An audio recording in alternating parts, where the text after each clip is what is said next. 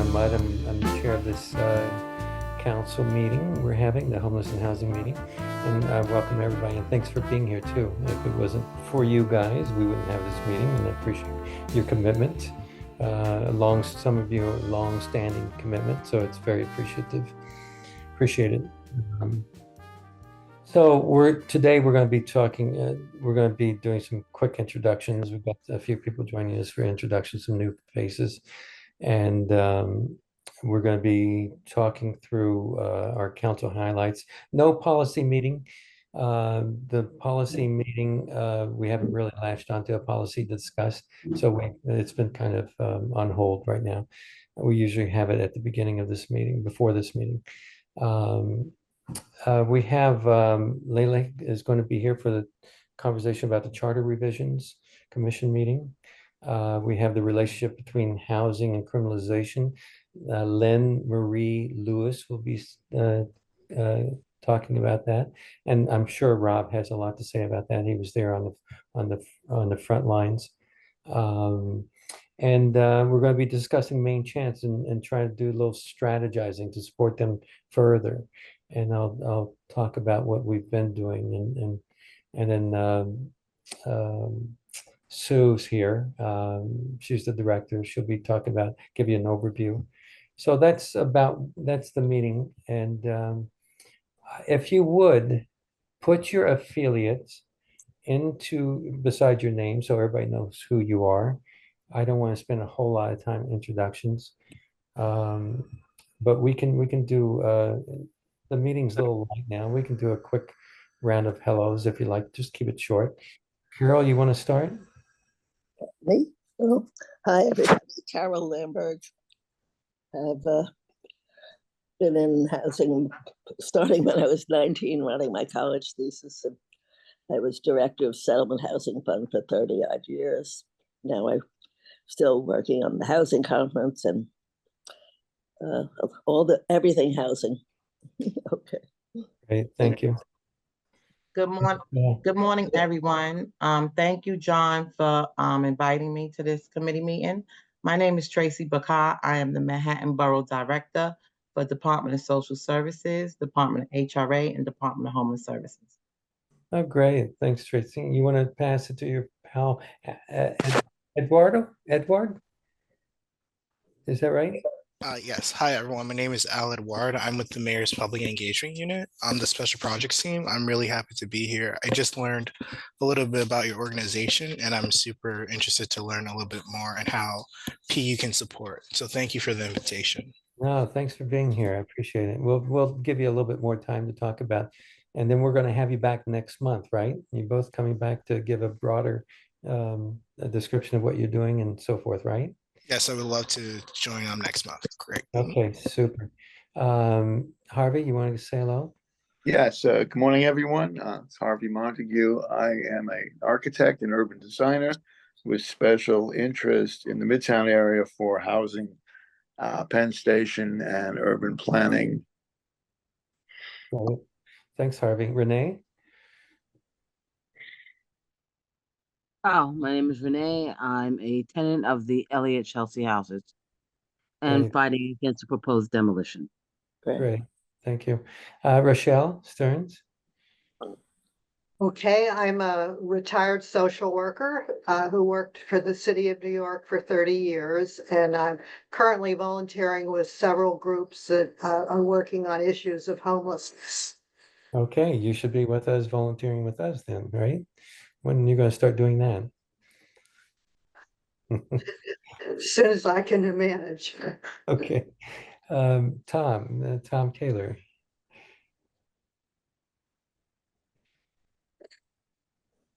Hey, y'all, Tom Kaler. I am with the Coalition Against Illegal Hotels. Yeah, he's also on our board, the Midtown South board. Tom, why'd you forget that? Okay, Rob Robinson. Good morning, everybody. I'm Rob Robinson. I'm a special advisor with a human rights organization called Partners for Dignity and Rights, and an adjunct professor of urbanism at the New School. Okay, Richard Guzman. Good Richard. morning, everybody. My name is Richard Guzman. I'm a community activist in Midtown Manhattan, and this is my first time. I'm just trying to educate myself in these meetings, and I'm more on my the city and the community. Good to meet you all. Good to meet you. Good to have you. Okay, let me just pop that agenda up. All right. The council highlights, our farms are going. Our urban farm, we're not producing a whole lot, but a few bags of greens. And we've been distributing that to the Hell's Kitchen cupboard in front of the Ryan's Chelsea Clinic on 10th Avenue and 47th Street. The website is close, very close. I have nothing on a community-led plan on Vernado or ESD development at the moment. I need some board members and committee members ASAP. We want to expand a little bit more. We need some help. Our upstate farm, we tilled. We'll be planting probably this weekend. We're adding compost. It's late. We started late, but we'll get some crop. Our special introductions. I don't see Katie here. And Alex is stepped away. He's going to come back. He's on the streets. And let's start with DSS members. We have a couple of DSS members, and we really appreciate you being here. Who wants to start first between you two? Were you both chime in, I guess? Edward? Who's here from DSS besides me? I don't see anyone else. Oh, from I'm sorry. It's just you. And then Edward is from an engagement committee from the mayor's office. I think, Al, you were going to speak, introduce yourself and tell you a little bit about your program, and you're going to come back Monday, give a broader presentation, right? You want to go ahead? Sure thing. So hi, everyone. My name is Aled Ward. As stated, I'm from the Mayor's Public Engagement Unit, or PEU. A little background about PEU. So our office really focuses on connecting New Yorkers to city service through proactive outreach and community partnerships. I just really wanted to take a chance to thank you all for having me and to talk about our programming. You know, our core work focuses on housing, healthcare, enrollment, as well as tenant support. I really want to take a chance to encourage you to check out our website and see how PU can support you in any way when it comes to connecting your residents to city services that they may not have access to. Cool. Any questions for Al? I did put your link in, Al, for people to get your newsletter into the. If you want to add that in the chat, you're more than welcome to. Oh no, yeah, I definitely encourage you all to take a look to sign up for a newsletter. We send that out monthly where we have information regarding any initiatives that we're working on, as well as program update. I also encourage you to check out our website. I can drop the link here for our digital resources, ranging from healthcare, tenant support, as well as housing. Let me drop that in here. But no, yeah, I'm super excited to meet you all, and I'm hoping I can come back next month to give an overview about our work. Okay, cool. Yeah, we're always interested in engaging, and I think we're all here for the same reason. You know, we're that's what we're here for, to talk about issues of housing and homelessness, and to ameliorate it. We'd love to end it. That's going to take a critical mass. So we appreciate having you. Any questions for Al? Anyone? Okay. Tracy, would you? Thank you. Oh, I saw somebody else. Okay. Hi, everyone. My name is Tracy Bakar. And like I said earlier, I am the Manhattan Borough Director for the 3 agencies. As you know, all 3 agencies are linked together: Department of Homeless Services, Department of Human Resources, and Department of Social Services. So I am the Manhattan Borough Director, and I cover areas, community boards 1 through 6. So that starts with downtown Manhattan all the way to 58th Street.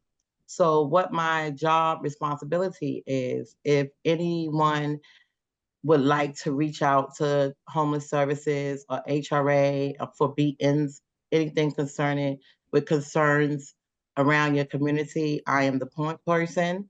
And with anything dealing with shelters, if any information is needed on how people can get into shelters, what services we offer. As you know, DHS offers a variety of different services. We offer single adult housing. We offer family transitional housing. We offer outreach, and particularly in Manhattan, the outreach is that's our big issue with encampments and homeless individuals needing assistance. We have teams that go out and try to encourage them to come inside. As you know, we also operate safe havens. So safe havens is a slow ramp up. It's not as strict as a shelter. It's a little bit of low barrier where it's a little bit smaller setting and it's more services provided. We also have drop-in centers throughout the 5 boroughs. And right now in Manhattan, like Community Boards 1 through 6, which I told you is around downtown, all the way from Seaport, Low Battery Park, all the way up to 58th Street.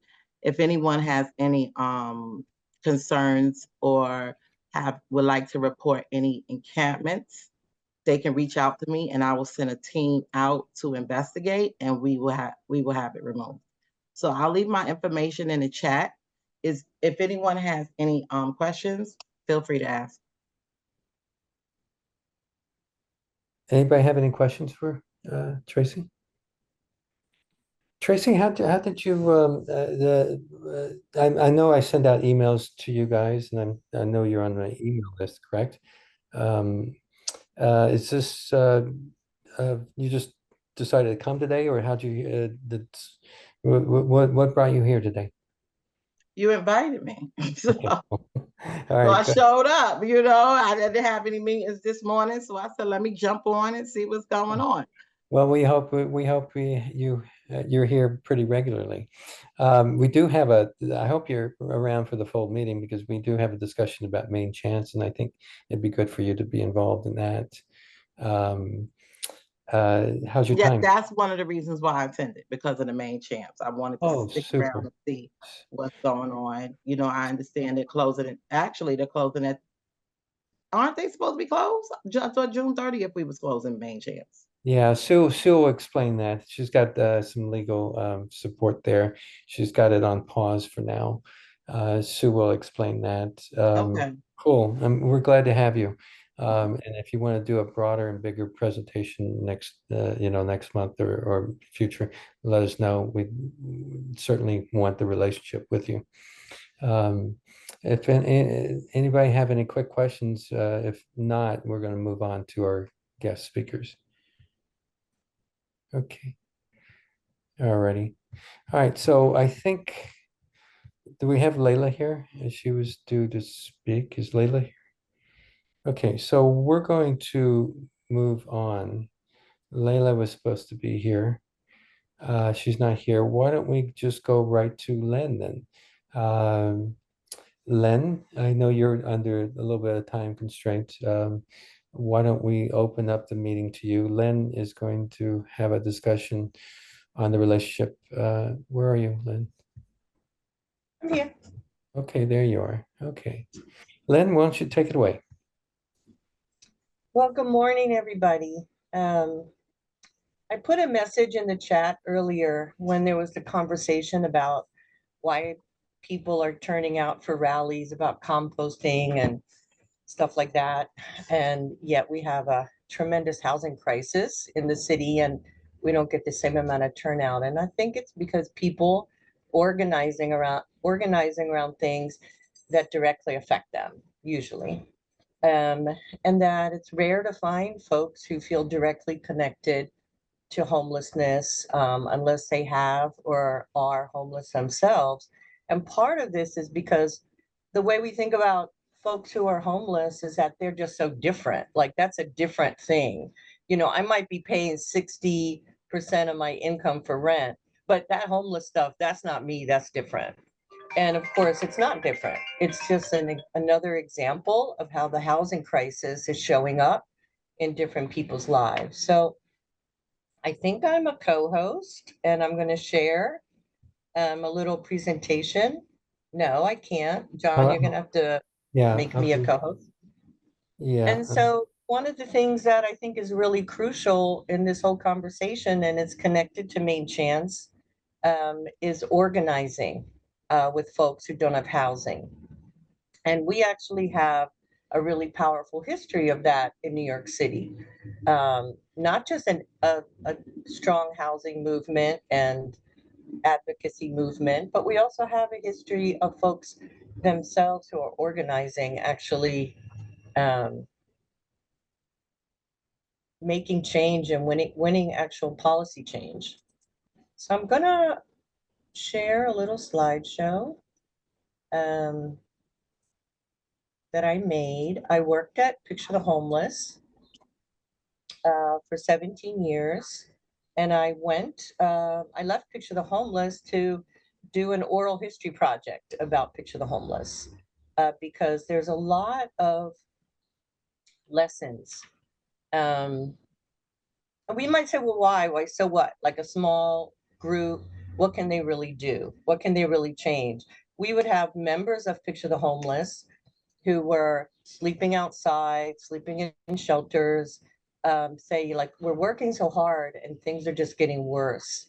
And we see that now, right? We're all working hard in different ways, and yet the Supreme Court and yet the median rent for an apartment in New York is over like $4,000. And so, but it is important to document these histories of resistance, or else we become collaborators in this endless cycle of defeat that nothing can change. And things do change.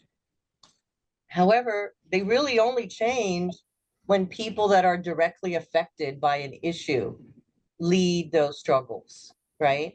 So you didn't have men leading the women's movement. We didn't have well-intentioned white people leading the civil rights movement. And we're not going to have well-intentioned advocates leading the fight for the right to housing for everyone. And when I say everyone, I'm talking about people below 30% of AMI, people below 5% of AMI. If you have a senior citizen on Social Security who was a low-wage worker, they might get $1,000 a month Social Security check. Maybe they get a little higher. Where are they on that AMI scale? There is no way they're popping up on any Housing Connect affordable housing alerts I'm getting. I live in East Harlem, and a lot of those housing alerts are for people that make more money than I do, right? And so Picture the Homeless, one of the contributions of Picture the Homeless was redefining who is fit to lead. So Anthony Williams and Lewis Hagans are the two founders of Picture the Homeless. And this is the mission statement up here on the right, handwritten by Lewis while they were both residents of Bellevue Men's Shelter. Now, Lewis had a lot of experience with organizing before he lost his housing in a fire. Anthony grew up in the system, but didn't have experience as an organizer until Lewis invited him in. And he tells that story, and I'm going to share it here. The warrant squad came in, made him get out of bed, routed him up, slammed him up against the wall. I mean, they really roughed him up. And Lou watched it, and he came to my room like 3 in the morning, pissed. We got to do something about this. I'm like, what? They just beat up a homeless guy that was sleeping right across from me. I said, but that's nothing new. He goes, no. We got to do something about this, Anthony. So what are we going to do? I mean, this is what they do. This is the shelter. This is the norm. This is like, if the warrant squad come in and wake you up out of bed, and if you attempt to resist, you get an ass whooping. And that's what you get, because you're homeless. You get what you deserve, right? An ass whooping. Lou said, no, it's just wrong. I watched them beat this guy up with no clothes on, just in his underwear, okay? No, we got to do something, Anthony. So I was like, well, I don't know what we could do. what? You know what I mean? Like, what? And so that's when I decided to go with him to WB. What was it about Lewis that made you go with him? Consistency.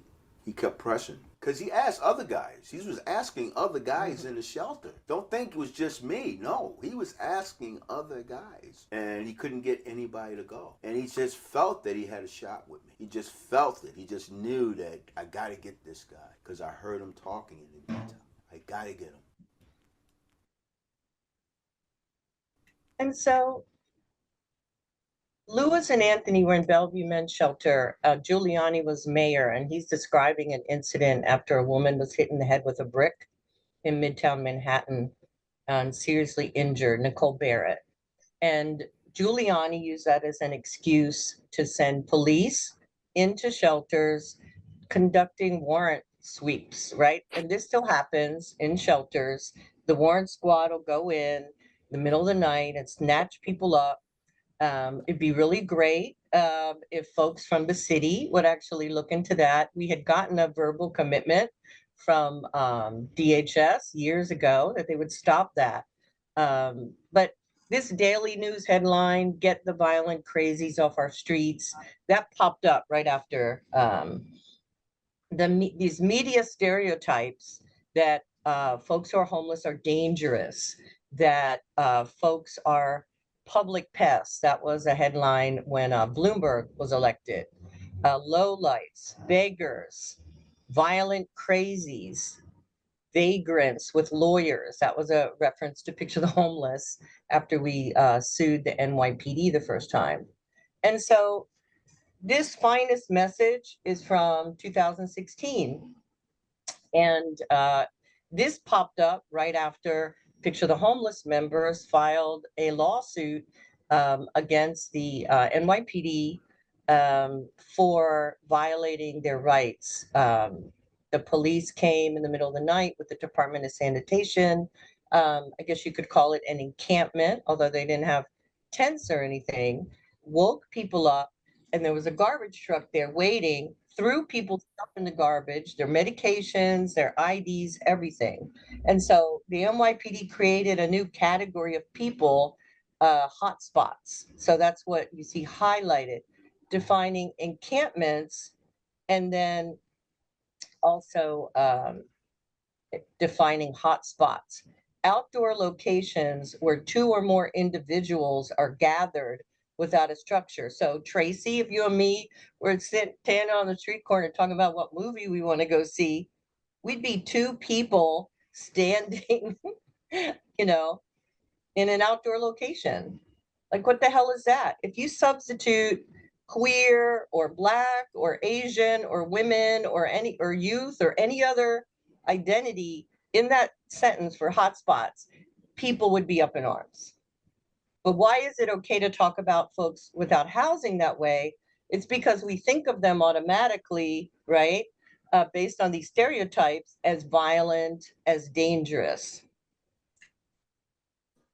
I'm not going to play this audio just in the interest of time.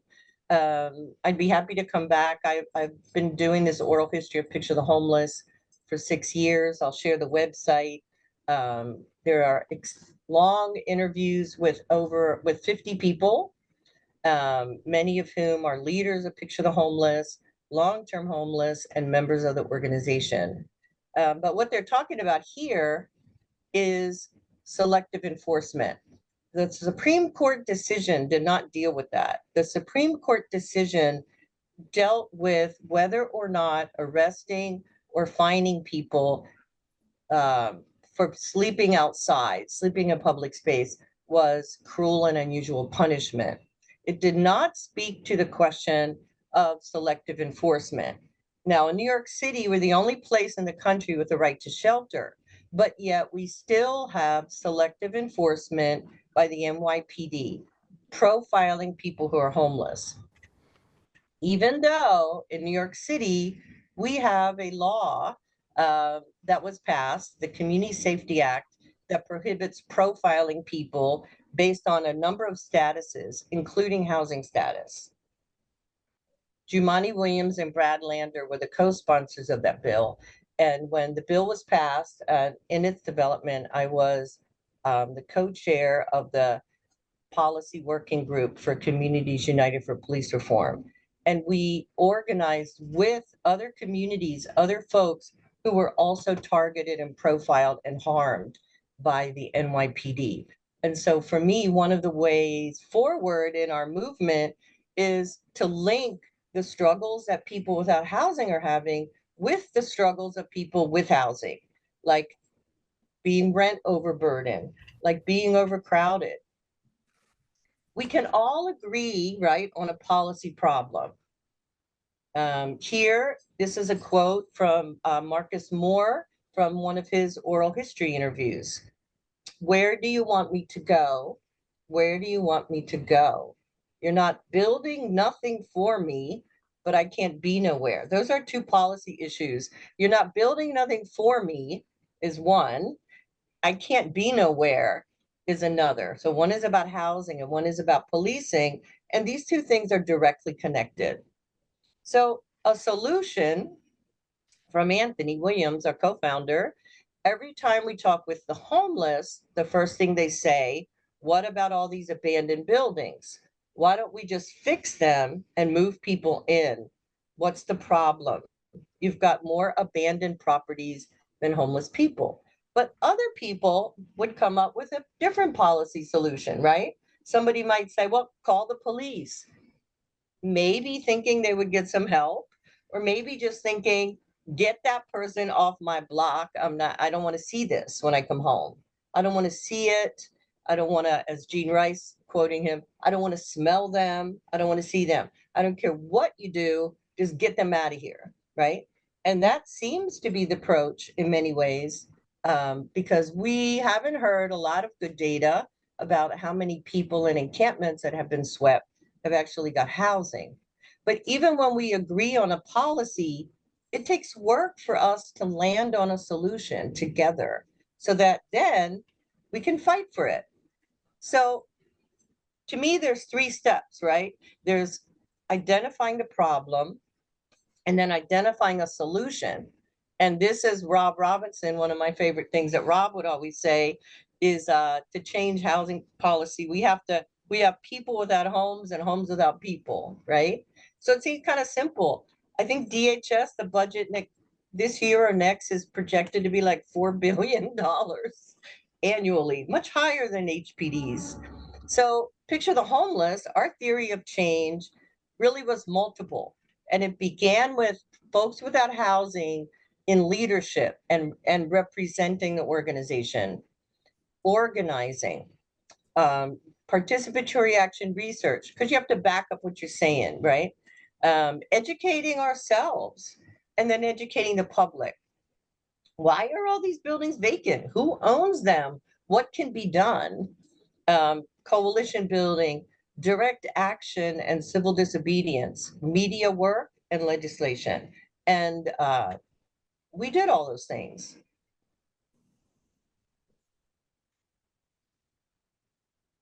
We had very public actions. And so connected to Mainchance, this is something that I haven't been involved with that campaign, and I'm very careful to not tell other organizers what they should do. But I'd be certainly happy to help or lend a hand in organizing some direct actions around that. Partnering with cultural workers, getting people's attention. There's like 15 crises every day, so we have to get people's attention and at the same time assert a justice-centered message. Direct action is something that can change the way people think. So this quote I am going to play. And it was actually at that time that I first went to a Picture the Homeless organized action. This was probably in 2008 or 2009, probably 2008. The vacant lot takeover on 110th.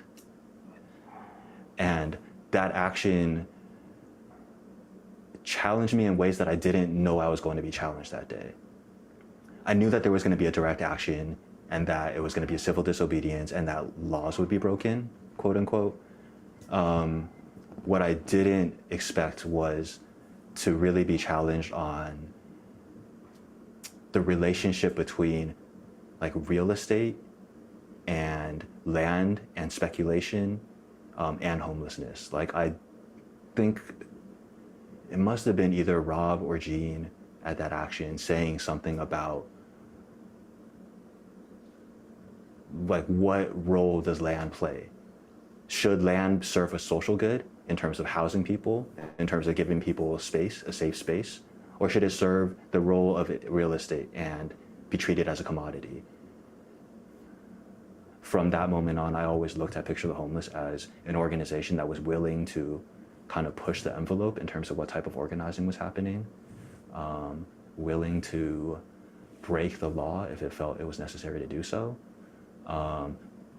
pushing consciousness, you know, like forcing us to think about the political issues of homelessness, not just in the, like, we need shelters for homeless folks, but like we need to think about how we think about land in the city. And that was really powerful to me. So I'm gonna kind of skip through, and where Picture the Homeless landed, no pun intended, was we really were part of catalyzing the community land trust movement that has really exploded in New York. I think collectively, you know, there's about 400 units of housing on land trust land, on different community land trusts. I was a founding board member of the East Harlem and Barrio Community Land Trust. We were organizing in East Harlem because East Harlem at the time was sending the largest number of families into the shelter system. And we also had and still do, a very large number of warehoused empty apartments in my neighborhood. I cannot go out of my house without having them in my face and wondering, okay, where are we with this? We did a lot, as I said, a lot of actions. And I shared in the chat a link to the civil rights zine. These are all digital online. And if you go to that civil rights zine, you can also scroll down and see all these other ones about the housing campaign, rental subsidies campaign. And then if I can get to it. Oh, I'm sharing, so it's not, I can't see the link. Let me do something else. I'm going to do something else and share again. Sorry about that. I'm going to share with you the website where this oral history project lives, so that you all can access all this information if you're interested.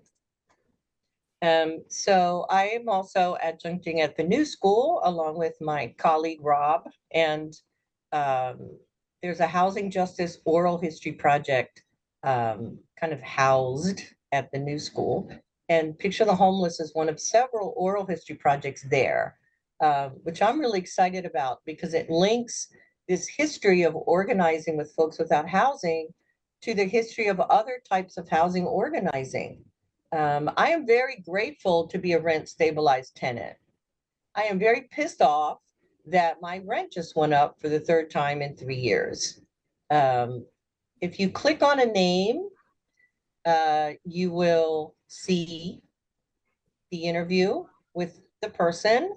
This is Andres Perez, a description of the interview. You can hear the entire audio.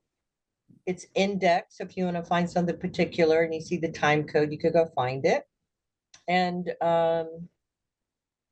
the entire transcript is here. So even though we're making zines and stuff like that, it's really not filtering or censoring or changing what people say. Their entire transcript and audio is there. And the reason that I did this, and Rob is still remains on the advisory board for the project, is that these histories of resistance and where ideas come from. There's an anti-warehousing coalition in New York now. The Picture the Homeless pioneered a lot of that work, but we didn't invent it. There were anti-warehousing work being done in the 70s. Folks like Met Council, like Cooper Square, like Charas were organizing around ending the warehousing of vacant buildings and lots. And so we have the solutions to these problems. It requires education, and I would say political education. How do things change? Things are not just going to change because we are going to have another press conference on the steps of City Hall or wait 6 months to have a meeting with someone in government. They are going to change when enough people stand up and say, this is important. And people in positions of making policy feel like they have to listen.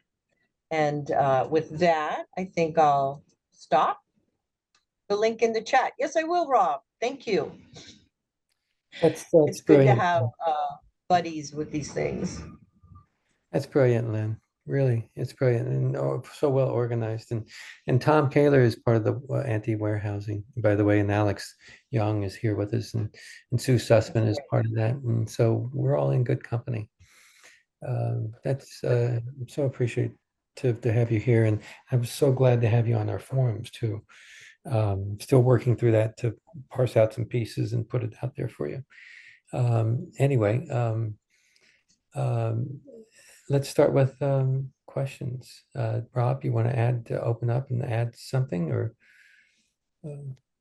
Nothing to add. I think Lynn did a great job of explaining the organization and the oral history. I'm proud to be a part of it. For those who don't know, I'm formerly homeless, and things can change in a person's lifetime, but there has to be a willingness amongst elected and appointed officials along with the community to make real change rather than paint with broad strokes what a person is because they've experienced homelessness, right? So I get no bigger thrill out of presenting myself and saying I'm formerly homeless and watching people's reactions because they've built a narrative of who I should be. But when they see me standing before them, I'm something else. So it sort of contradicts what their thinking is. And Lynn mentioned political education. I think what we need to do is educate society on this issue, because the society continues to paint this issue with a broad brush, and I think that's wrong. Yeah, I think the way you related, Lynn, was really wonderful. And this is stuff that we've talked over here within our meetings, the relationship between, the housing problems and the rent stabilized, and the idea is to coalesce all these groups together. And we're working on a few things. And Michelle, who's with Usage, that's a national, her mandate is to end homelessness nationally. I think you should be a part of that meeting with Nichelle. Rob and I have been talking to Nichelle, and we have a few actions we're working on too. A press conference. Renee's a part of that with the NYCHA. And we're also looking to do a block party that, it's more than a block party. It's more of a social awakening festival is what we're working on. And I think these things are important, and I'd love to have you, help with us on the MainChance issue too.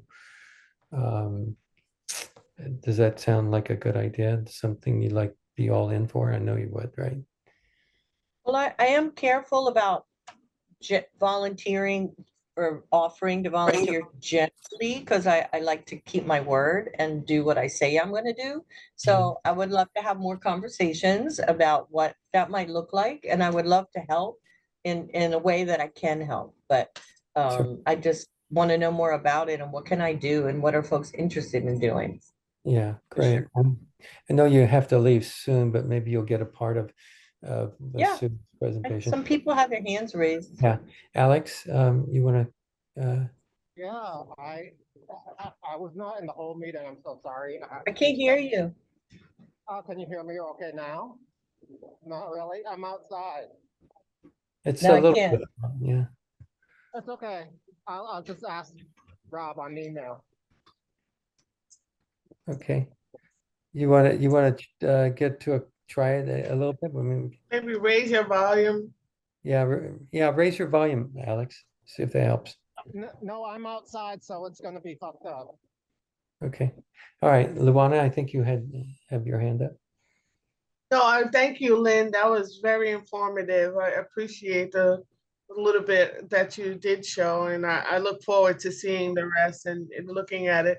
My question is to both you and Rob. How does the Supreme Court decision affect the homelessness situation and the encampments and so on and so forth? So I don't know if you guys can give a brief conclusion that you came to in regards to that decision. Thank you. Yeah, I'll say something. And Rob, do you mind finding the article that we wrote with Sia and putting it in the chat? Thank you. So one thing, right? Like we have legal rights, but when our rights are violated, then we have to prove it, right? So we have the Civil Rights Act of 1964. We have all kinds of rights, but do you get your rights violated? Someone denies you housing based on racial discrimination, or someone's a single mom or whatever, you have to prove that. And you have to go to court, and it takes a long time. And so I'm not saying we don't need to fight for those rights, but we also need to make sure that they are respected and that people are educated and armed and organized with the capacity to fight for their rights, so that people will think twice about violating them in the first place. So the Supreme Court decision, I think, just opens the door and gives permission for things that have already been happening, right? So thank you, Rob. This is an article that Rob and I and Sia Haid co-authored and was published about 2 weeks ago, right before the decision. So I think one thing the Supreme Court decision will do is, in communities where there's no shelter or inadequate shelter, people can be harassed out of town, right? Grants Pass doesn't have shelters, yet people can be arrested for sleeping outside. And we all know that, you know, you have to work like 2 or 3 jobs to make enough money to afford housing in any community in this country. So people are being priced out with nowhere to go, and now they're going to be criminalized. My opinion is historically we've had a hatred for poor people in this country. And there's a direct connection between poverty and racism, right? So in New York, where we have a right to shelter, we already have the police violating people's rights. We've had that forever. We have police threatening to arrest people or fine them if they don't move. We have them rolling up on people saying, you have to move. I don't care where you go, but I don't want to see you when I come back around. So these things have already been happening, but it's going to give permission. It makes it reasonable, right, to say we don't want this here, you have to go. And I think that is the one of the biggest dangers of this decision, is saying it's not excessive punishment to arrest you or fine you, even if you have nowhere else to be. And so it's a very cruel and chilling message. And it elevates the rights of people with housing, who say things like, my property values are going down because of all these people down the street. It elevates the rights of some over the rights of others, the human rights. And I think that's the most dangerous thing, because then it'll kind of become part of that media messaging cycle. And so our job, number one, I'm seeing all this, you know, people and groups who are appalled at the decision. So we're agreeing on a policy problem, but we're not all agreeing on a solution, and we're not all agreeing on how to get there. And I think that's where we're at now, is we have to agree on the solution, which is housing. And then what does that mean? What does that mean for New York? What does it mean when we're spending $4 million a year or 3 point whatever billion dollars a year on a homeless service system? And we're not investing that in housing for people who are really poor. And that's where we're at. This is where we're at. And so I think what it means for us is we have to keep places like MainChance open, because it's an access point for people to find out what their rights are, for people to not be outside. And in climate change, we know in Phoenix, people are dying because of climate change, because they're unhoused and they're baking to death. And so who are we as a society and a city? It forces us to look at that. And I think, Rob, you have your hand up? Did you? No, I was just basically agreeing with everything you said and just giving you a thumbs up. Probably the only thing that I would add is I think people who know me well know I'm a believer in human rights over civil rights. Our country bases itself on a constitution that is flawed.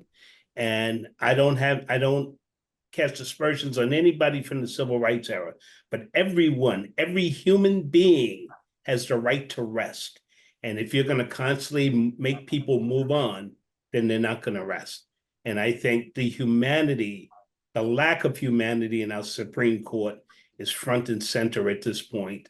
And we need to learn from that. And we need to make ourselves active in civic engagement, because the way this issue has been handled, not only here in New York, but around the country, is flawed. Right. And we've been doing the same thing for 40 years. I think you've all heard that I've done a research project with the London School of Economics going back to the 90s. And our approach hasn't changed in New York City with respect to homelessness. So if you keep doing the same thing over and over again, expecting a different result, you're kind of mental. I'll leave it at that. Well said. Well said. So what's your next steps, Lynn? You said something about the groups can't agree on, so what's your next steps? Oh, Lynn must have stepped away. Okay. All right. Well, that's great. I think she has to bail, John, but I think what needs to happen is folks need to come together. We need to do the popular and political education to bring people together, whether you're experiencing homelessness, whether you're a single family homeowner. We have to shed this idea that, somebody is lesser than another, right? We're all human, and we need to come together and say, how do we solve this problem in a humane way, right? Everybody deserves a decent place to live, right? Yeah, we have a right to shelter in this country, but what we really need is a right to housing. Yeah, I agree. Richard has his hand up. Why don't we go to Richard and then go to, let me check in with Layla on her time commitment, and we'll go to MainChance maybe. Richard, you have? I just wanted to make a comment. I think a lot of these activities going on and actions that need to be taken, I think that, from my point of view, from my understanding, it would be good to think about getting the youth involved, like high school kids, because I see that a lot of changes that need to be made are being led by like middle-aged people, senior citizens. And I think a lot of the young kids nowadays, they need a good cause, something to fight for, something to scream about. A lot of them, believe it or not, are living in homeless shelters, and a lot of them come from drug addicted background, and a lot of them need some motivation to change their community. So I think they have a lot of power if you educate them and if you show them some things that need to be changed. I think a lot of them have the courage, the technical knowledge, the creativity, and the youth is on their side, so they can grow with a certain awareness in order to make a big change, to have an impact on changing society for the better. Thank you for the minute of talking. No, great, Richard, excellent point, excellent point. Layla has to go within 20 minutes. I'm going to squeeze her in and come back to MainChance, if that's okay with you, Sue. I think you said you're committed to staying for the full meeting, correct? Yes, John, I'm here. No worries. Okay, great. Thanks. Thanks for your patience, because I want to really kind of dig in on your issues, see if we can think about some strategies. And Layla, you want to, Layla's here. Layla, where are you? Yes, I'm here. Can you guys There. hear me? Yeah. Thank you so much. Thank you, Sue, for allowing me to squeeze in, and thank you, John, as always, for the invitation and for the great program that you put together. Lynn's presentation was really amazing, so very grateful. So for those of you who don't know me, I am Layla Law-Gisiko. I'm the president of the City Club of New York, and I'm also the district leader for Chelsea Assembly District 75, Part A. And I wanted to actually talk to you about the Charter Revision Commission that is currently ongoing. So a month or so ago, the mayor appointed a Charter Revision Commission, and this commission is tasked with reviewing the charter and making recommendations to change and amend the charter. These recommendations have to be certified by August 5th so that they can be placed on the ballot, and we voters will have a chance in November to actually vote on these recommendations. The work of the commission is being done incredibly hastily. They basically have 2 months to hold hearings and figure out what they want to recommend. It's been reported in the media, and a number of editorial pieces have been published that actually criticize this commission for just focusing on a couple of issues that the mayor is interested in and not really giving an opportunity for members of the public, civic groups, and community organizers to actually use this opportunity to make recommendations. So I have to say that, I share this concern. I feel that, what is happening is way too hasty. I have attended in person one public hearing, and I spoke. It was poorly attended. The very first hearing was actually attended by 2 people. There were like 15 reporters and 2 members of the public. It was really bad. And they didn't have much to say other than, they just found out about the hearing and they came. And we really need to mobilize as much as possible. The organization that I represent, City Club of New York, has identified one very specific area where we may be able to make an impact, and I wanted to share that with you. I'm going to read you the testimony that I delivered. It's very brief. And basically, it has to do with making sure that we remain independent and that lobbyists do not have an oversized representation in our institutions. So this is what I delivered on behalf of the City Club. The City Club recommends that registered lobbyists be restricted from being appointed to official task forces, working groups, and boards. The presence of registered lobbyists in these critical roles poses a significant concern regarding conflicts of interest. It is vital for our community decision-making processes to maintain the highest standard of impartiality and integrity. Allowing registered lobbyists to hold positions within these bodies risk undermining public trust and could potentially skew decisions in favor of special interest groups rather than the public good. By restricting the appointment of registered lobbyists to these roles, we can ensure that our task forces, working groups, and boards remain focused on serving the public interest. This measure will help safeguard against undue influence and limit bias and external pressures. I will be happy to share the language of this testimony. And basically, my ask to you is to be aware of this Charter Revision Commission, but also to ask you to sign on to this request, which I think we all agree that having registered lobbyists that represent special interests is actually bad for our institutions, bad for our government, and really skews the public discourse and skews the ability for independent voices, our voices, members of their communities, to actually weigh in and have a meaningful impact in the policies that are being put in place. Honestly, if we had more time, there would be much more that we could do to improve the charter. But this is a very simple ask in the sense that we all understand what a registered lobbyist is. It is someone who is registered with the city and or the state to actually engage in lobbying. And we understand what a task force, working group, or board is, and that includes a community board. And as you may know, I was a member of Community Board 5 for 20 years, and I stepped down from Community Board 5 3 months ago to actually protest the infiltration by special interests, by lobbyists on the board. In particular, a group called Open New York that is doing the bidding of big real estate that has infiltrated Community Board 5 in Manhattan to the point that they now have the majority on the board, and that is affecting public policy and recommendations in a board that up until then was a strong voice and an independent voice. This trend is very unfortunately happening on other community boards. This is very alarming.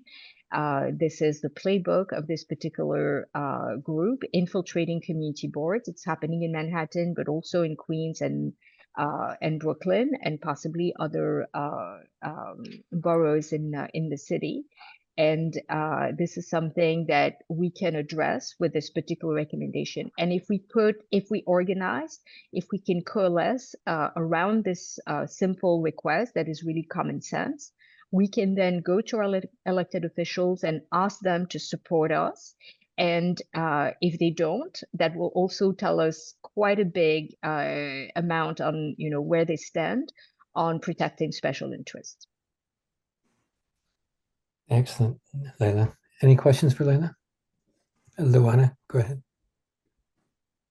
Thank you. Hi, Layla. It's good to see you. Hi, Luana. Always on the front lines of something. So, Layla, I'm confused about this issue. Not confused about what's happening on the community boards, but the same lobbyists are selected by our borough president and at the recommendations of our city council people. Isn't that so? That's correct. And so the issue here is that the charter does not prohibit that from happening. If we actually get together and say we want the charter to be changed so that it is no longer permitted, that will no longer happen, which is a very effective way to solve it, so that you don't have to rely on convincing anyone on figuring out what is the right thing to do. Just make it illegal, because it's common sense. There is no one on earth who can say with a straight face, I think it's a wonderful idea to pack up a board with lobbyists. No one has ever said that. And at the same time, this is what's happening. So let's make it easy for everybody. Let's revise the charter, and let's just say in the charter, can't do it anymore. That's it. You don't have to reinvent the wheel. You don't have to convince this one and that one year after year, because we have term limits and we have new board presidents and new council members every 4 years. Make it simple. It's illegal, and that's it. That would solve all our ills. And let me rephrase. It would not solve all our ills, but it would certainly take care of a pretty big issue that we're dealing with in a very simple way. And I think that keep in mind that any recommendation to revise the charter is being put to a vote by us, the voters. Okay, I think that come November, people would see, oh, do you want lobbyists on boards and task forces and advisory bodies? People are going to say no. It's common sense. When you talk to real people like you and I, you go in the street and you talk to real people, and you say, do you think lobbyists are a good presence on boards making recommendations for policies? They all say no. So I think that if we can coalesce, work together, if you, Luana, can write a letter to the Charter Revision Commission, if you, John, on behalf of the organization, if you, Rob and Alex and Al, and I'm sorry if I'm putting you on the spot, but this is who I see in the little vignettes. If we can all together, representing organizations, speaking on our own behalf, say, this is a simple ask, then let's make it happen. That's my plea to you today. Right. Alex asked a question to sign on. Do you have a template of that letter? And also, what makes me afraid is that we have so much development and so many issues going on with the housing. We have these politicians so colluding with the lobbyists in essence. So these people that are supposed to be representing our communities are actually colluding with the community board or with the lobbyists to add them to the community boards in order to make decisions on the infrastructures of our community, right? Well, that is my opinion. And, I think that it's an opinion that is broadly shared. And to address it, once again, rather than relying on each elected official to be convinced that, it is a problem, and let's make it very simple. Let's make it illegal. And to make it illegal, you basically revise the charter and you say in the charter, in a very simple way, registered lobbyists cannot be appointed to task forces, working groups, and boards, including community boards, and that's it. And that takes care of it. And that includes also, yeah, I'm very happy to share the letter that I wrote. It's it's 3 paragraphs. It's short. I also highly encourage you to attend the upcoming Charter Revision Commission hearings. There's a couple more. I think there's one in Manhattan. There's one in the Bronx that are coming up. You can attend remotely. You can attend in person. I will say that attending in person is always better. Being in the room makes a difference. But I know that it's a big time commitment. So I think that making our voices heard will go a long way. Why don't we try getting a group together? Why don't you look at those dates, Luana? Also, those dates, Layla's letter is in the agenda. By the way, if you see Addenda May, you'll see her letter, and you see the link to the dates of the hearing. Why don't we try and get a mass? Why don't you look at those dates, see if we can get between Renee, myself, and Rob, and everybody, see if we can get a big group to go and speak at the hearing. What else, Layla? Besides, letters. I see that Rob actually has his hand up. Rob, go ahead. Yeah, Layla, I just want to thank you. One of the things I teach in my class at the New School in Urbanism is the problem of community boards in the city, where a majority of the people are appointed versus elected by us. It's not a truly democratic process. So we have to raise our voices and force that change. And here's the perfect opportunity to do it. So thank you for your presentation, and I support as best I can. And, I'll continue to talk about this in my class. And hopefully we'll win. We'll come out on top, because it needs to change. When you appoint somebody, whose interests do you have in mind? The person that appointed you, not necessarily the communities, right? So it's problematic from the time it was constructed. Yeah. Exactly. And, I learned something that I didn't know. I think in 2018, the state legislature passed legislation that basically mandates the board members of MTA to work towards the public good rather than taking orders from those who appointed them to the board of the MTA. They had to pass a law. And I think it is really significant because, these board members would basically say, well, I agree with you, but the person who appointed me, whether it was the mayor or the governor, he or she wants me to do X, Y, and Z. So I have to, because, and they basically passed a law that says, no, you don't, the person who appointed you cannot give you orders, which is, maybe this is our next crack when we deal with the next charter revision commission. We should basically say, if you are appointed to a board or a working group, you have to represent the people, your constituents. It's not the person who appointed you. It is, the borough or the district that you represent. So, I think it is really telling, and lots of people forget that, and I have conversations with my former colleagues of community boards who say, oh, the borough president wants us to do X, Y, and Z, which is great. I mean, the borough president has every right to want things, but the community board is there to represent the community. It is an independent body that does not take orders. They can concur. They can say, well, yeah, it's a good idea to do X, Y, and Z, only if indeed it is a good idea, not just because they were told so. I think where it gives him power, though, is he's got a right to remove them or not to appoint them to certain For people. sure. For sure. And this, listen, it happened in this cycle where, the borough president did not reappoint members of Community Board 5, including Mary Brosnahan, who is the former president and CEO of the Coalition for the Homeless for 30 years. One of the people that I have most admiration for, a beacon of integrity. And she was not reappointed. And she is a member of this community. And she has served the board with diligence and dignity and hard work for over 5 or 6 years. And she was the secretary of the community board, like one of the most grueling jobs, volunteer jobs. And she was not reappointed. So it is happening.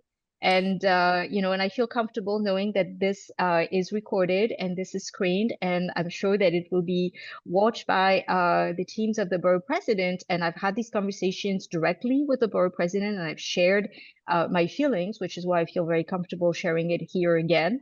This is not okay. And I'm not the only one saying it. And I think that, everybody on this call concurs that, the members of community boards were volunteers, and we need to represent the community with independence. Yeah. So it's a no-brainer. You got, okay, do you want some people who are influenced by developers, or do you want somebody who works from the ground up with the Coalition for the Homeless? I mean, it's like, it's ridiculous to even think about a business interest involved in any of. So if it's okay with you, I will share the language of this. Feel free to update it, edit it, amend it, as you see fit. And my urge to you all is to take this language, email it to the Charter Revision Commission. I'll make sure I share with John the email address that you can use, and then send it to your council member and ask your council member and your borough president and your state electeds and anyone who you think has influence to actually sign on to it. And we need this ripple effect. We really need to organize, be together, support each other. And, going to the hearing will be extra amazing. But definitely, I really, really need to count on you to send this letter by email to the Charter Revision Commission and as many people of influence, electeds that you know. And real quick, the deadline is when all the hearings are done, when they. Yeah, the deadline is, I believe, July 10th. Okay, July 10th. So that's not very long. Like We don't, tomorrow. yeah, exactly. No, I know we don't have much time. I will just mention one other very, very big hearing that is coming up, and this is the public hearing on City of Yes for housing opportunity. I think that this group has discussed this proposal quite a bit. It is incredibly problematic because there is no mandate for affordable housing. There is an opportunity for developers to elect to build affordable housing. But let me break the news to you. They never do, right? And certainly, in areas of Manhattan where Luana is, where I am, this is, market rate is so lucrative, they don't give a hoot about affordable housing. Yeah. So it is a huge missed opportunity on that front because there's no mandate. They could have actually put very, very strong mandates and they didn't. So that's that. The other big issue is that it will be a drastic reduction in the quality of housing that will, I think, be, in the long run, very profitable and lucrative for developers and very detrimental for the people. So yesterday, Councilmember Chris Marte had a great presentation on the 6 key points on the text, which I think can be very helpful for people to draft comments. The public hearing is on the 10th. Let me actually double check. I don't want to tell you. Yes, on Wednesday, July 10th. Starting at 10 a.m. It is really critical that we show up for this hearing. We can testify online or in the room. We need the largest possible turnout to this public hearing. I can tell you that Open New York, this organization that is actually doing the bidding for the real estate industry, is planning to attend en masse, and we need to make sure that we have a good, solid representation of independent voices in the room to actually say that this text really, really needs to be amended. And as you know, and as we always say, if you're not at the table, it probably means you're on the menu. It's so good. All right. Thank you, Layla. By the way, there's a letter. Let me bring it up again. The developer letter about the developers on the community board that I put together along with Layla and Sue and a lot of other people. Twee. So many people has really helped on this letter. I wish you'd take a look at it, sign on to it. Now I got to cut this whole video because of this whole porn thing. Anyway, apologize for that to everyone. But anyway, please sign on to the letter. And I just put a link to that in the box. So feel free to reach in there, put your name on the letter. Layla, great stuff. Thanks for coming. Thanks for thank you so much, and thank you Sue for letting me go. I really appreciate it. Yeah, thank you. Yeah, we're gonna have to jump to Sue. It's getting a little late there. That was super. By the way, before it says report, I'm reporting him, but how do you take a screenshot of that? But anyway, I'll just report it. I've got to pull that video off and then re-edit it. Anyway, Sue. Sue, are you here? Coming, John. Oh my There God. you go. Wait, I hold on. apologize for the long. We let that go a little longer, but it was some important stuff, and I do want to. You want to give an overview, a quick overview. I mean, we've talked about it, but give a quick overview, and then let's talk about maybe where you are now, and maybe let's think about what we can do, and maybe discuss some of those other ideas that we had discussed during email. Yeah, we're homeless drop-in center in Midtown Manhattan. Been around for 35 years, has been in this building for 20 years. Previously, they were at the St. Agnes Church on 42nd Street, and they moved here 20 years ago. We provide all the basic services to anyone coming through the door, that walk-in, outreach team. The clients are referred from everywhere, every and anywhere. Provide showers, 3 hot meals a day, clothing, toiletries, case management, to get into permanent housing or transitional housing. Like I said, we've been in this building for 20 years, yes. Prior to COVID, we had the respite bed program. That's where we had a contract with some of the churches in the area. The clients will bus the clients there to sleep at night in beds, and they come back in the morning and go about their business. But COVID took that away. So now we only have clients sleeping in chairs. We were recently told that all drop-in centers will be closing because the city is moving towards the bed, having the client sleep in a bed, which we found out was not true. We did get a letter from the city stating that we were supposed to close June 30th. The letter didn't have a cause. All it said there was no cause. And that's part of the contract that we signed, stating that the city could shut the contract down at any time with no cause. So that's what they did. We do have several lawyers on our board who filed a temporary restraining order and an injunction, which we were granted until July 23rd, when the city needs to provide information as to why Mainchance can no longer stay open, and they go back to court on July 26th, I think it is. Yeah, July 26th, they go back to court to hopefully give the final review of where Mainchance stands, with Mainchance close, or when Mainchance move on with the next 3 years of our contract. So the contract did say they could shut it down with no cause. That's part of everybody's contract. That's what we found out.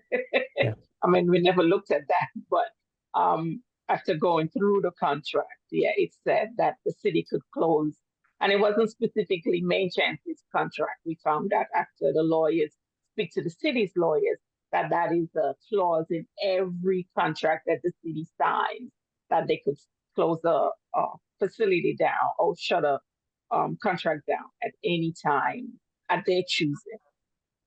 Okay. We lost Tracy. I wanted to bring her in and ask her about, but I guess it was getting late. So what's the prognosis? What's the lawyer say? Well, the lawyer is waiting, the judge is waiting for the city to provide information as to why we can't stay open, because that's why when they first went in to answer the temporary restraining order, the city didn't have nothing. So the judge is like, well, you're not giving me anything, so I'm going to have them stay open until you give me something. So that's why they have the date of the 23rd. So everything is in a lawyer's hand right now. We're kind of like, going about our business, serving the clients like always, just waiting to see what the city provide as to why, even though, yes, they have the clause, but it still doesn't say why you're closing agency after 35 years of providing services and great services to the unhoused in New York City. That you have no reason, and you haven't provided. So. Yeah, the only thing I can see what's behind it is you see all this push for housing, you see all this City of Yes, all this, all about developers, and you're seeing cuts to social services all across the board, teachers, you name it, everything is being cut.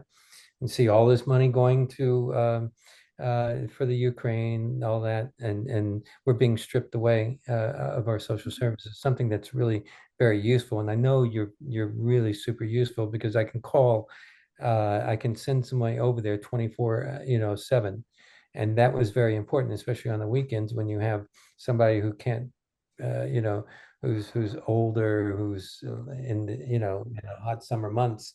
I've done it. I've brought somebody over there to your spot. And you've always been very gracious, and I can always call on you. So how do we, okay, so they're cutting back services, but how do we stop it besides just public pressure? Is that what we're looking for? Your legal just putting them on pause and the public pressure? Yeah, that's what legal is saying, they'll take care of it.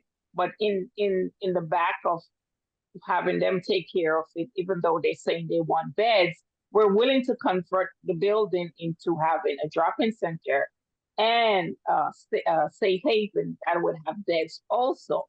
So we're willing to do both, have a few beds and have the chairs for the clients, because there are clients who are not willing to get a bed every night. They just don't want it. The drop-in center works for them for now until they figure it out. So we're willing to have the drop-in center for clients who wants the drop-in center and not willing to accept a bed.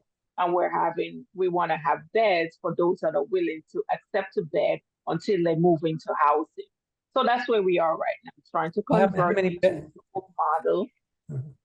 How many beds can you put there? We could put at least 60 beds.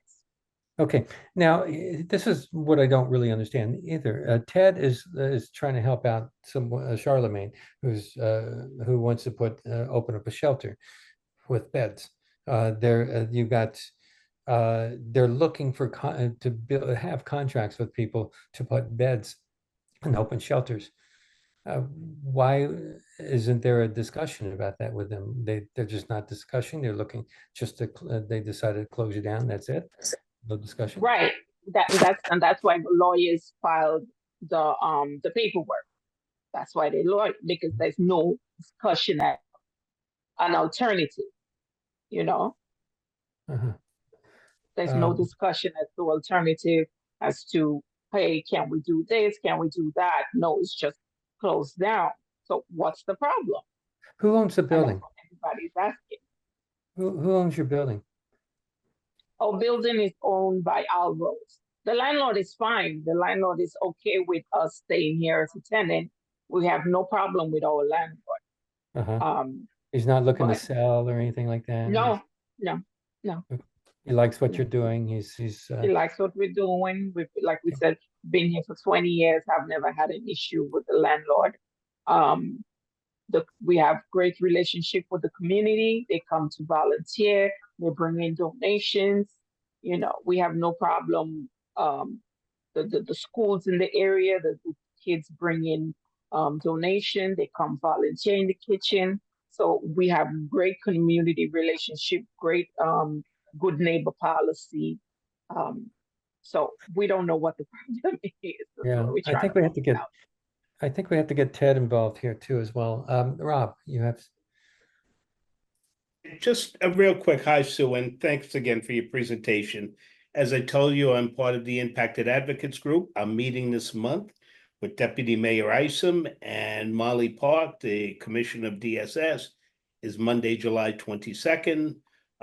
If you want to supply me with that letter, I'll be more than happy to put this on the agenda. And I think that's a room where they're going to have to give some real answers, right? Because, you know, I have the proof and I'm calling you out and asking you to give me a real reason. So, you know, let me know how you want to proceed. I'm more than happy to follow your lead. Okay. And Rob, I sent a letter to Molly, the letter that I'm asking people to sign on to. I haven't yet to send to the mayor. I don't know if that helps. Here's what I'll say, folks. I understand our quest to get signatures and send letters, but these folks are getting overwhelmed in their inbox, right? So they're going to start to push stuff to the side. But when you're sitting across from the table face to face, their asses are nailed against the wall. They got to respond, right? So, you know, it looks a lot different, right? So, you know, I get it, you know, and listen, I've done petitions and all of that stuff, but I also know how heavy their inboxes are, right? Because can you imagine? Everybody wants responses, but when you get a chance to get a seat at the table, as Layla said earlier, it looks a lot different than when you start to send in emails. Okay, well, let's talk about that. How much of a influence will Molly have? Where's this decision comes from? Is it mayor's budgeting issue and what he decides his policy is? I can't answer that question now, but what I can do is force them to give information that they're not necessarily giving out. So once that information becomes public, they react different, right? You know, if whatever their reasoning is, they're going to have to give the real reason now because people are asking you face to face. And they kind of know that some of the people, especially people like me, aren't just so enamored to be in the room. I have press contacts. You know, I've written op-eds. I'll go to the press and start to ask some questions. Hey, listen, I'm inside City Hall. What other question can I ask them? So I think, it's a strategy, right? It's strategies and tactics that you have to put together to get the responses that you need to get the positive responses. Just like the folks in the library did. They pushed back, they got their city council involved, and the city council pushed back on them. And all of a sudden money was found to open the libraries back up, right? And fund the libraries, right? So it's putting our collective power together. And what would you say the letter should kind of be about? Okay, we're adaptable, we can provide the beds, or what would you suggest, Sue? Any kind of modification on? No, the letter is great. The letter is great. And it could, should be sent out to the mayor. We also have the city council personnel also on our side. Carolina Rivera, we have Gail Brewer, out there, assisting us. But we're just waiting to see what this court case, what comes off of the court case, and and where do we go from here. But we have mobilized the city council to help us out and the borough president. So we're just waiting. I always think it's not good to wait. Just go, make some noise too, maybe we've been working on a press conference and a social event, but maybe we should move the press conference up before your final court date, which is July 30th, you said? I think it's either the 23rd or the 26th, I think. That's right around. It's one of those days. Yeah. 23rd. That's really right around the corner. I was gonna say Rob's meeting is very close. Is there some way to get to them before the 23rd? Because you don't want to order 26th. Wait till the last minute. Yeah. I was thinking also that area is being gentrified, and that is part of the problem that we're facing, because not in my community, right? Although you have a lot of community engagement, that whole area is being gentrified, and that would be an eyesore in what the plan is for that area. So that's another reason why they may be not continuing the contract. So I don't know if the community board, although we know the lobbyists are on the community board and everything like that there, but has that been discussed at the community board hearing? Our community board haven't had a homeless committee in about a year now. They stopped the homeless committee. Wow. Are you, what board are you under? We're we attend 4 and 5. Oh, community board 4. Okay. Not that with all the things that we just heard with Layla and everything and all the things that's going on with the community board, but it seems that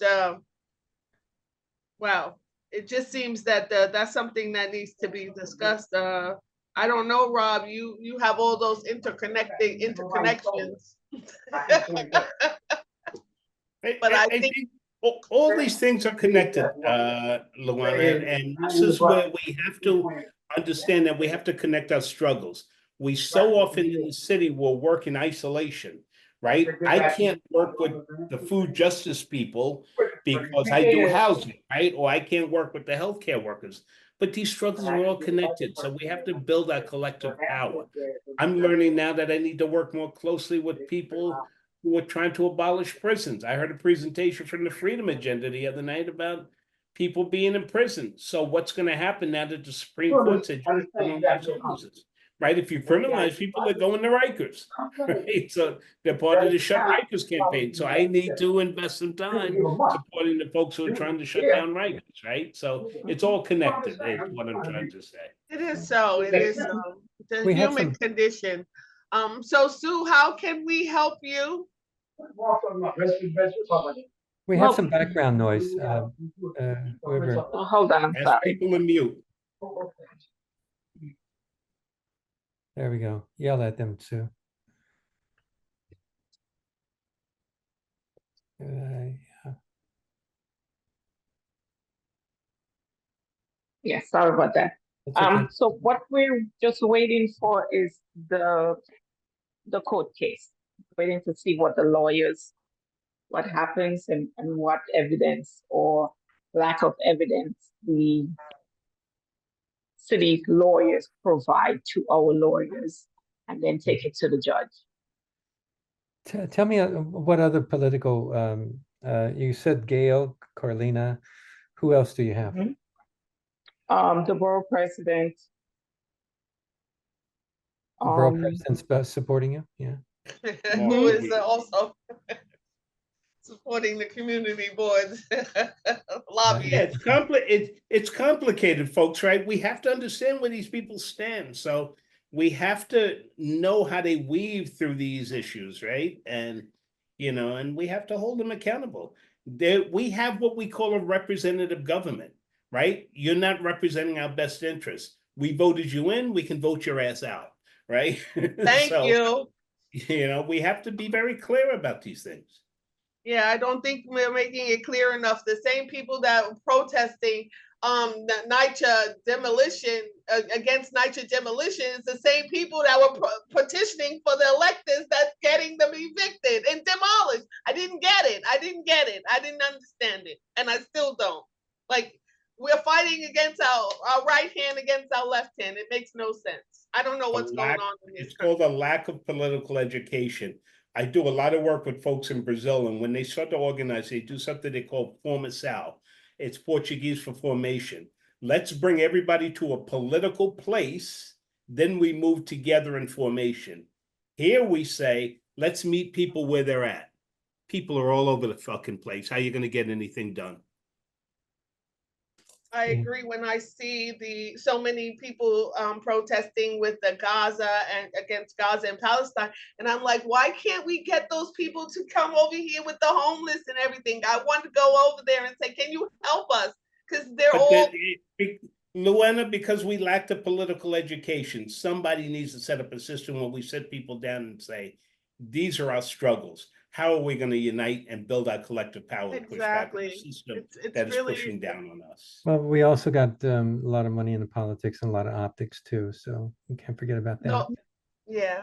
Again, Sue, I'm sorry I got layway because this country, I mean, just so many things are going on today. We just don't care about each other anymore. It's very scary. So again, how can we help you? I said wait till the court date. Yeah, we're taking the lead from the lawyers right now, because then again, we don't want to do anything that they could use against us, in court. So we're kind of just taking it, going as usual, serving the clients like normal, but trying not to do anything that they could deem against the contract and bring it up in court when we go in on the 26th.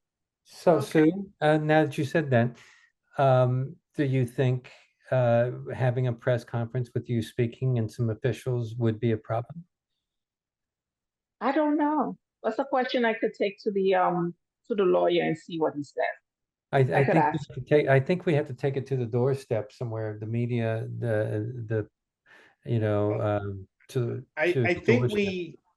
I think we should follow Sue's lead. What she is saying to us is, let's wait and see what happens after their court case, because I don't think they're going to shut you down 4 days after the court case, right? There's going to be some reaction. So let's sort of rein it in and follow Sue's lead. She'll get back to us after that court case, and we'll go from there. I agree. Yep.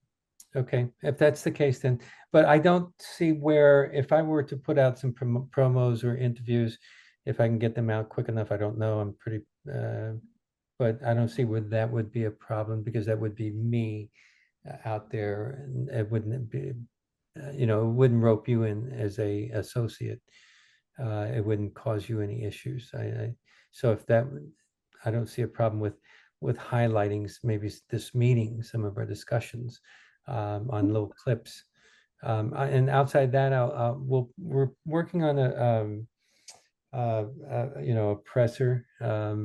Maybe we'll just keep working and we'll just maybe we'll just do that. Maybe we should do that, I guess, if that's what Rob suggests, and Luana and you. Yeah, Any just other ideas? Besides letters and the letter that we've written,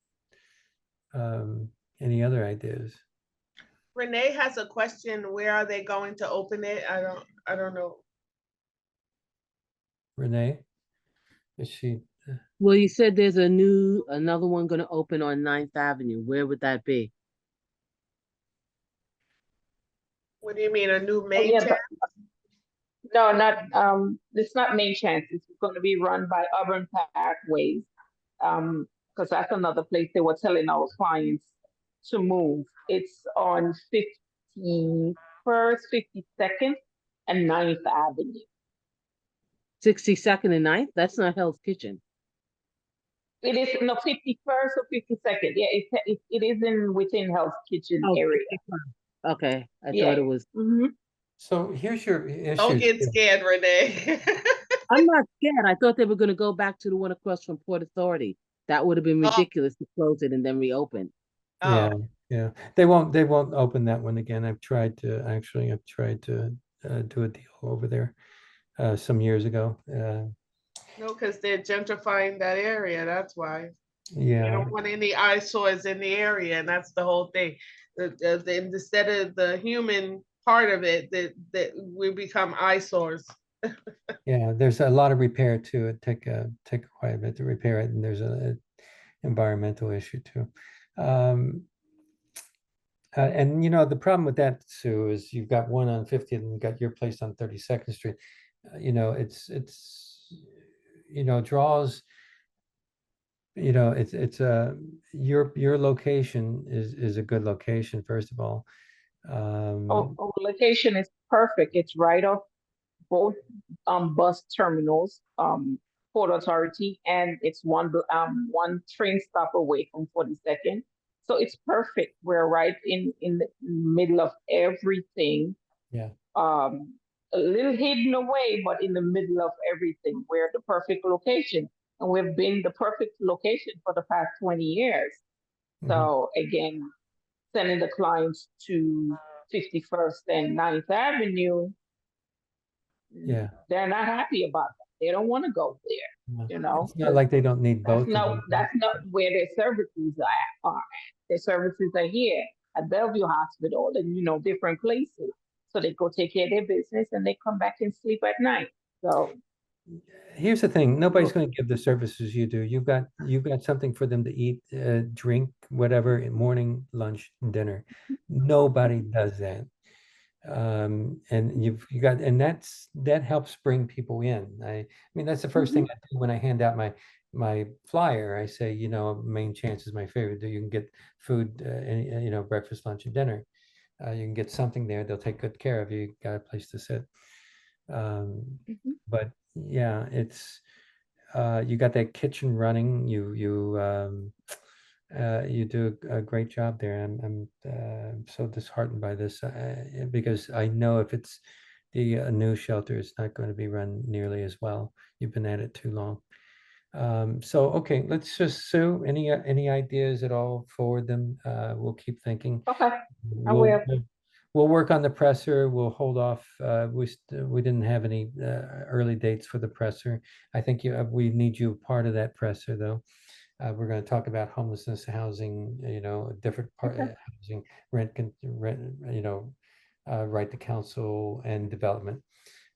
So is our social event too. That's the idea of it, is to bring all these issues together, and we want you there.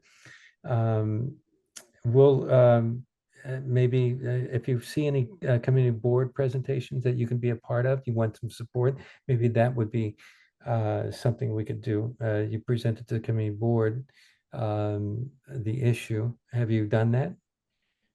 The community board have not had a homeless meeting for the past year.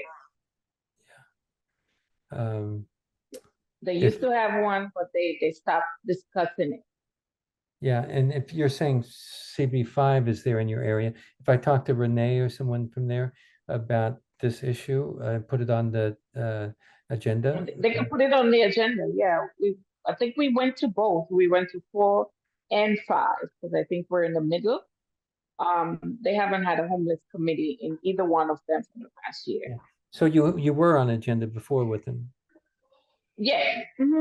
What did they say? What did A couple of years ago, not this, but we warned them Oh, on okay. the agenda before, letting them know about us and the services we provide. But since this has happened, no, we haven't had any discussion with the community board. Like I said, Okay. we've been talking to the council people, but not the community board. Well, maybe that's something we can do. I can talk to a few people on 4 and 5, and because a letter from them may help. It couldn't hurt. Maybe we'll put it, see if we can get on the agenda. Yeah, okay. So we'll leave it at that. Any public, any last issues anybody want to raise? We're way over. I'll make it really fast. Intro 195 from last year. It's now local law 1, and the effective date is August 2nd of this year. And anyone can call 311 if you suspect an empty apartment on your floor, above you, below you, next to you is dangerous. And previously, you could only call 311 about your apartment. So this law changes that. August 2nd is the first date that you can use it. That's good. That's a little help. How do you feel about it? I love it. I campaigned for it. Back in December when we had that big city hall thing with the composting on the other side, it was it was about that bill, which is now law. Gives us accounting too, right? Does it or no? Say that again. Accounting of the Well, supposedly HPD is going to have some sort of record. I don't know if it's publicly available, but that's going to be available to whoever's interested. Any last words from anybody else? Going once, going twice. Going thrice. Well, I just want to say an example of how money was suddenly found before the mayor's budget deadline a few days ago.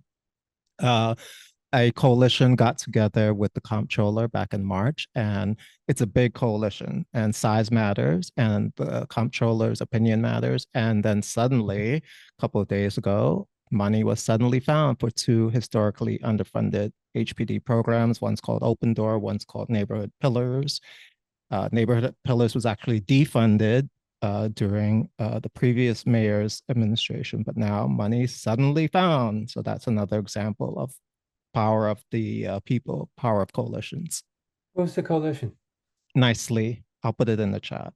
Nicely? That's Ariel Hirsch's and Elise Golden. Well, it's really Elise Golden, and Ariel is like her wing woman. But New York City Community Land Initiative. They focus that's on correct. Yes, that's it. That's a good point you brought up, Alex. Yeah. If it's a budget thing, but he hasn't said. That's the problem. He hasn't said it's a budget thing. He's using that excuse for a lot of cuts for sure. And we'll see you next month. And some of you I'll be talking to for sure before then. And have a great day.